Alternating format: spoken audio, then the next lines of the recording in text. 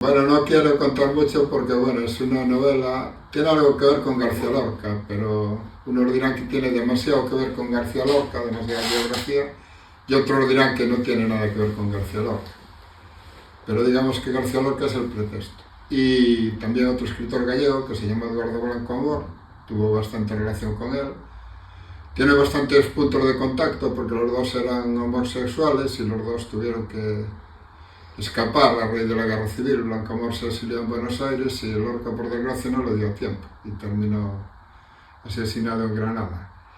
Pero bueno, lo traigo a la actualidad, no es simplemente una novela histórica. No puedo contar mucho porque, claro, yo no tengo tampoco, por un lado no tengo tampoco claros todos los detalles y dejo que la historia me sorprenda.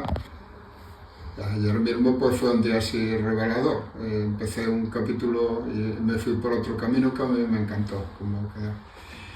Y por otro lado, pues no da mala suerte también hablar demasiado de los proyectos mientras no se termina.